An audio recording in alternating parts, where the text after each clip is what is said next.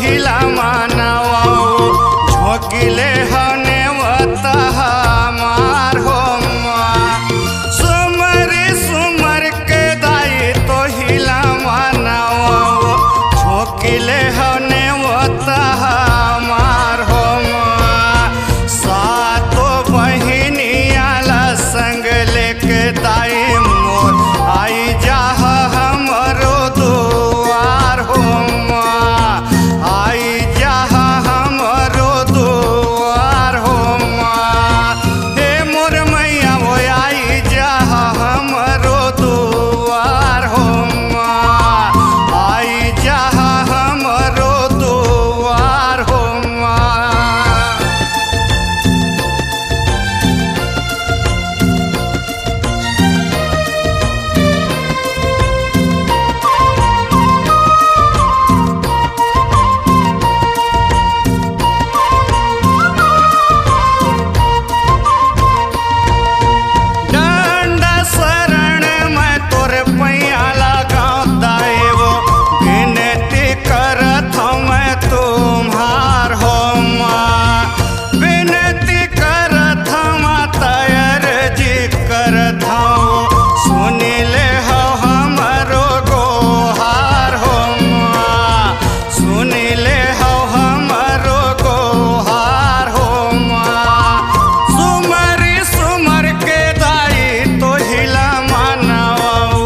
झोंकिले हने वता हमार हो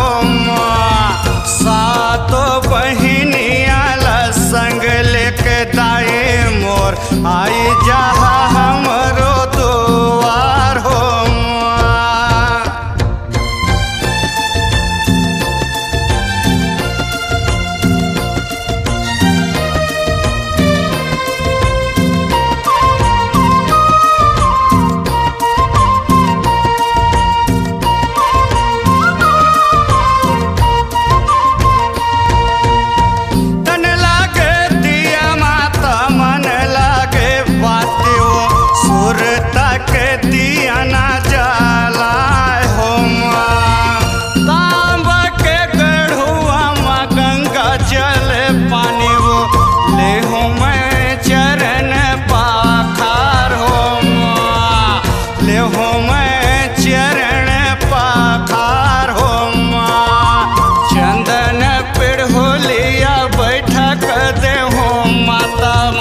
चंवर डोला होले मडार हो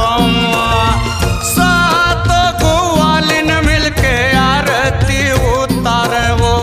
हेनुआ भगत सिर नाय हो सुमरी सुमर के दाई तो हिला मानवा वो झोंकिले हने वता हमार हो सुमर के दाई तो हिला मानवा झोंकिले हने वता हमार हो